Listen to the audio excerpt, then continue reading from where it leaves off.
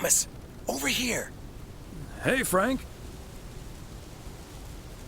Thanks for filling up the dumpster. I wish that was all I was doing here. I'm trying to stay out of sight. Looks like Morgan will be at the post office all day. Listen up. Jack and I cooked up a little plan. I'm sure Morgan will be gone soon, but I gotta get out of here now. You haven't seen me.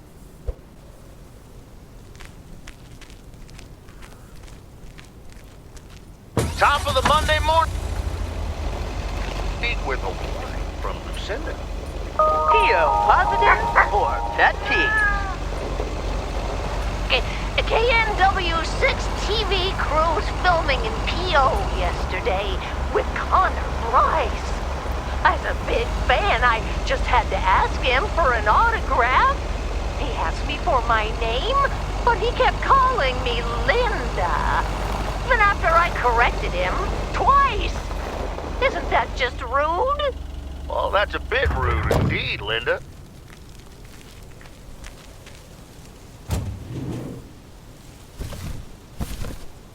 A belated Christmas gift? Maybe.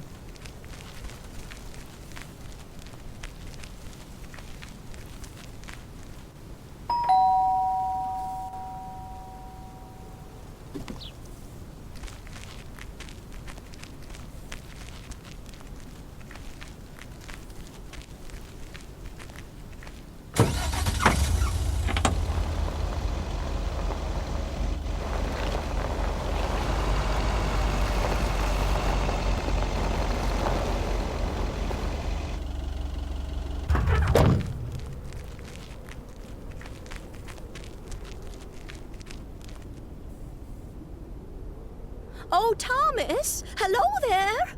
Could you be a sweetheart and bring that over to me? Of course. Oh, careful now. Robert cleared most of the snow, but it's still a bit slippery. Thank you so much. If only I still had the balance and agility of my feline friends. Oh, and good day to you, of course. Well, if it isn't... Mortimer, right? Right you are, Thomas. You're Mortimer's favorite mailman. Oh, the feeling's mutual. You're my favorite cat, Mort. Immer. Right, Mortimer. So, what do you have for me today, Thomas? Just a letter. Let's see.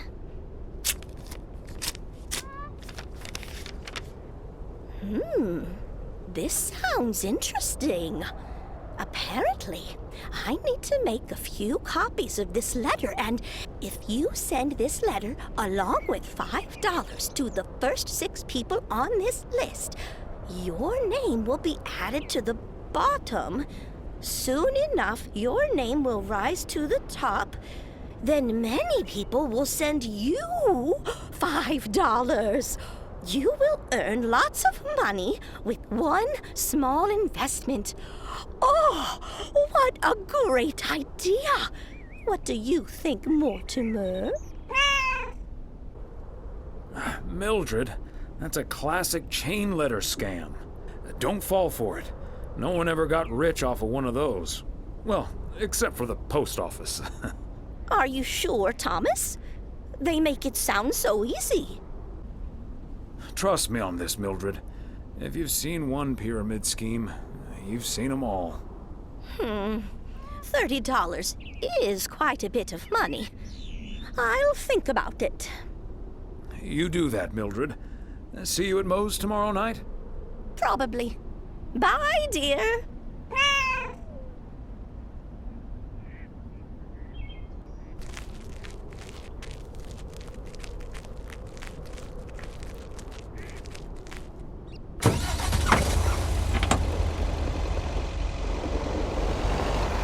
Bert's out of town for the holidays, but he did ask me to keep an eye on his place.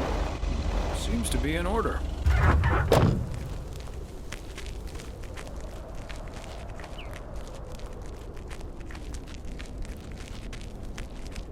Okay, are we rolling?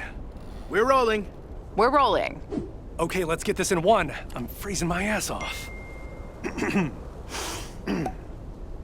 When Chekhov saw the long winter, he saw a winter bleak and dark and bereft of hope.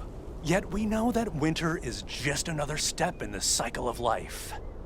In the summer months, this lake is bustling with activity. As the local fishermen cast their rods, the tourists plunk down hard-earned cash to rent a boat and spend a delightful sun-soaked day on the water. Not so during this particularly harsh winter, however. Now the watery heart of Providence Oaks finds itself completely frozen over. No, that won't do as an analogy because now we're sort of implying the residents have grown cold-hearted during the winter. Doesn't work, doesn't scan. Yeah, and what was with that Chekhov stuff? I don't get it. Chekhov? Like from Star Trek? All right. Let's try something else. Hey, wait a minute, Mr. Postman. How's it going? Hi, Mr. Price. Did you enjoy the movie last night? Hey, listen, how about I ask you a couple of questions on camera? Just simple stuff about the town. Sure, I'd be happy to. Great. Just move over here. Are we both in the shot? Yeah, that's fine. This'll be great. The lake as a backdrop. Perfect. Let's go. All right. This is... His name is Thomas Weiss. I knew that. Thomas and I go way back. As the local mailman for truly countless years, Thomas Weiss knows Providence Oaks like he knows the back of his own hand. So, Mr. Weiss, how would you characterize this small, cold town and its warm inhabitants? That's easy, Connor. Whether you're new in town or have lived here for ages, what's clear is this. This gorgeous little lake town of ours cannot be summed up in a single soundbite. But one thing's for certain. When the low winter sun hits that shimmering water just right, you realize Providence Oaks is breathtaking. And wherever you are or whatever you face, this is home. And cut. That's so sweet, Thomas Weiss. Completely unusable, but sweet. I know I've got goosebumps. Yeah, that went well, kind of. Now, let's scout out the establishing shots at the far end of the pier. Let's go, Connor. Aye, Captain. Gabe, you can take 5. My advice would be to take those 5 in the van to reduce the risk of any further ass freezing off incidents. Noted. Thanks, Ilsa. Mr. Weiss. Thomas, sir. Hi, Gabriel. What's up? Just that, well, we'll be ringing in the new year right here in Providence Oaks. So, my mom is shipping over my tuxedo. Can you make sure it arrives okay? She says she clearly marked the package Serrano Room 2. Of course. Mailman's promise. So, how did you and Ilsa like the movie? Oh man, it was beautiful. Heavy stuff, though. At the end, Ilsa totally had tears in her eyes. And, well, so did I. There is something else I wanted to ask you about. I guess I'm curious. How did you, woo your wife? It's pretty simple and cliched. She's my high school sweetheart. I took her to the fairy tale dance. We snuck off to smooch under the bleachers, and the rest is ancient history.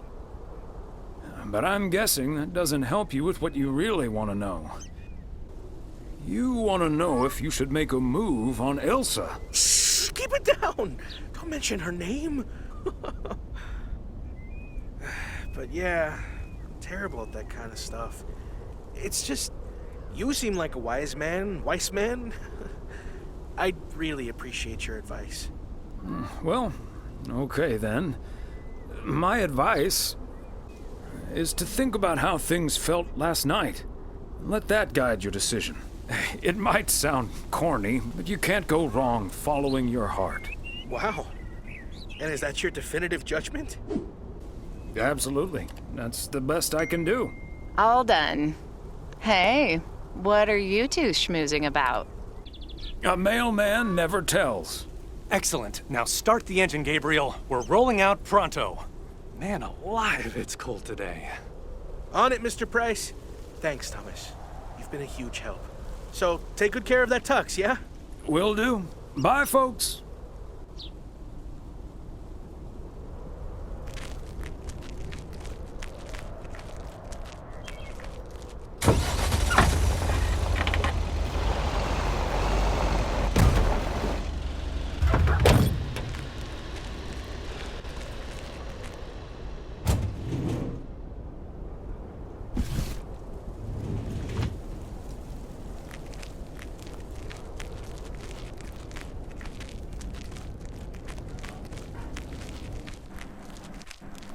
Hi there, ladies.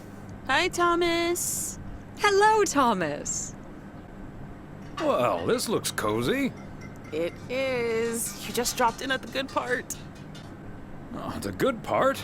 That's my favorite part. Well, I actually really need to get moving with the New Year's party coming up. Okay, so before I leave, we had this awesome girls' night yesterday thanks to Beth. It was hilarious. When I first saw where we were going, my brain went, oh my God.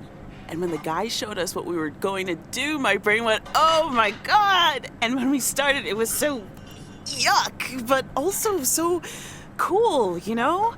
I've never done anything like that before, and I love that I got a chance to find out. But then again, I doubt that I will ever try it again. Ah, yes, the girls' night. What did you end up doing? We made haggis. Oh, Gesundheit. I said haggis. It's a Scottish dish made from a sheep's liver, lungs, heart, and suet, all stuffed into a sheep's stomach. It's this fascinating traditional gourmet staple stemming from the 15th century, would you believe? Poems have been written about it. Meat on top of meat? Sign me up. I have some leftover from last night, if you're interested. It was so gross. I'll have nightmares about zombie sheep for weeks. Bleh. Okay, hate to leave you two, but I really have to sort out this delivery ASAP. Maureen will go bananas. Talk soon. Thanks again for the great evening, Beth. Bye. Bye, Kay. Well, now, I really should get back to the grind as well. Those New Year's prize reductions aren't going to fix themselves. Hold on, Beth. Quick word about Saturday. Oh? What's on your mind? Is everything okay? Yes, I'm fine. Don't you worry about me, Thomas. I'm fit as a fiddle. Now, if that's all, I really need to get back to the bookstore. Beth, come on.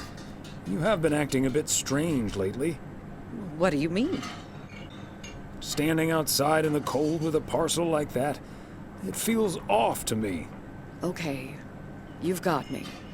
Can we sit down here for a bit?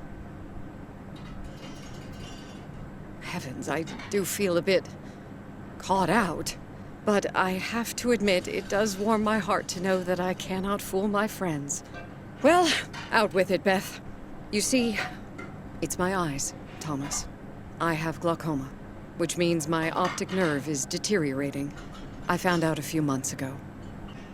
Oh my gosh, Beth. That's terrible. Thank you. It was a bit of a shock at first. I haven't told Emily yet. Daniel knows. It's not that bad yet, but it's not getting any better either. The thing is, this kind of condition happens slowly. And I haven't been the fastest in getting it treated, but they can stabilize it. That's why I wasn't able to fix the parcel on my own last Saturday. And that's why I'm starting to miss a few details here and there when I'm in the store. Or asking for peas instead of beans at Christmas dinner with all of my friends of all places. I had no idea. Is there anything we can do to help? It's sweet of you, but there is no need to treat me any differently. I've been going about my business as usual, first and foremost, because the deterioration is so gradual. Until I couldn't really do the little things anymore. Things like reading small print are getting difficult, which was a painful thing to accept at first. Working in the bookstore is starting to give me more issues than I'd like. Getting older. It's a strange thing, isn't it? It's like that Robert Frost poem. The afternoon knows what the morning never suspected. Doesn't mean I wouldn't mind taking a little nap in between from time to time, though. Is this why you're really leaving for Georgia? I mean, will you be able to take care of yourself in the long run? It is a big part of why I'm leaving, yes. But at the same time, it isn't. How's that? What I'm trying to say is, when you really look at it, in the end, it's not all bad. You see, every limit is a beginning as well as an ending, as T.S. Eliot puts it. For me, there's really no use dwelling too much on that limit. I can't change it anymore at this point anyway. But I do have a choice in how to deal with it. Plus, Georgia has a lot to offer: museums, social clubs, and most importantly, my family. If you look at it like that, getting older may still feel like a cursed time, surely, but I also see each new year as a gift. An opportunity to start new adventures, explore, and have more fun. You can't take something like that for granted.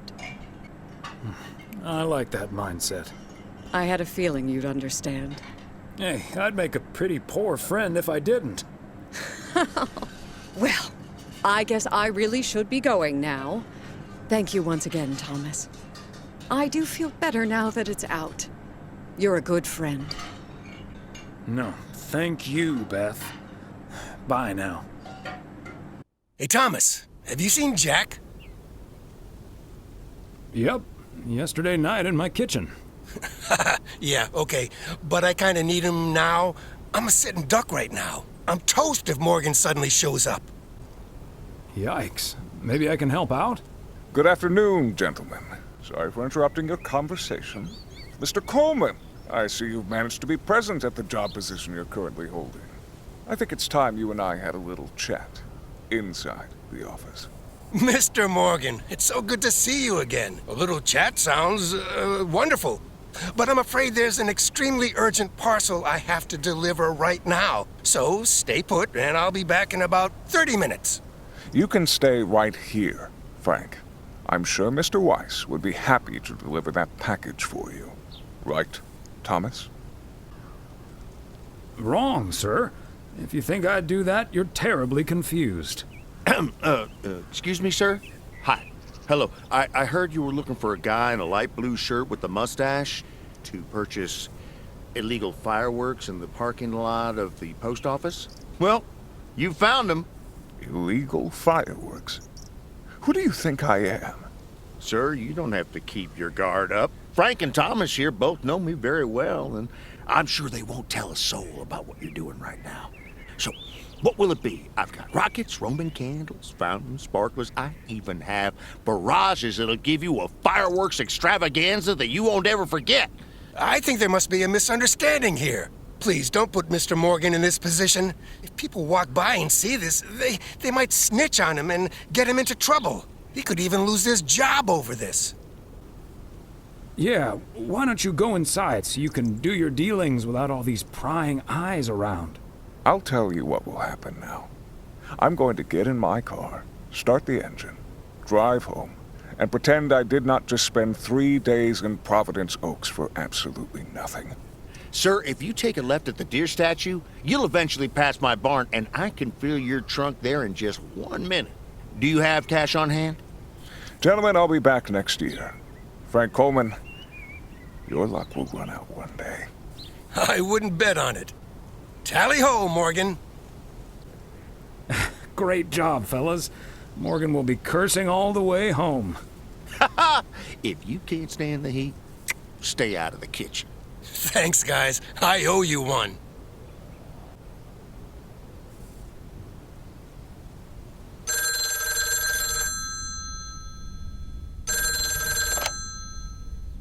Hello? Evening, Thomas. It's Maureen. Oh, hi, Maureen. If you're looking for Emily, she's at the motel right now. I was actually looking for you, Thomas.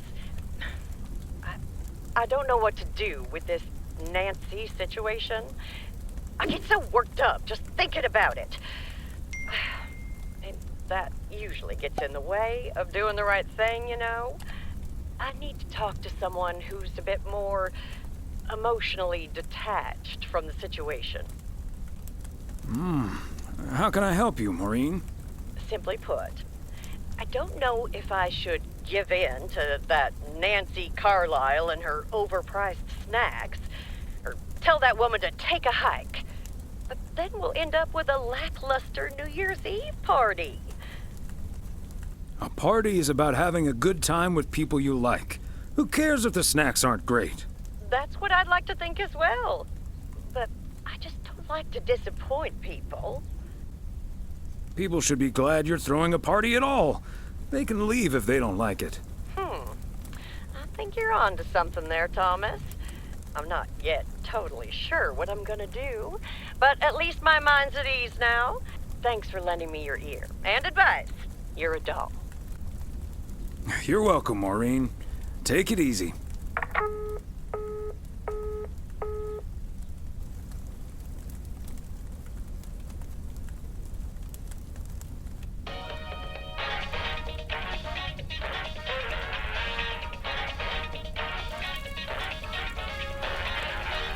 I hate to admit it, Klaus, but if it wasn't for you, I would have been a goner.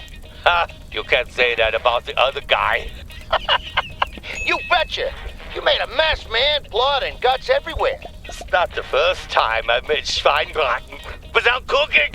Haha!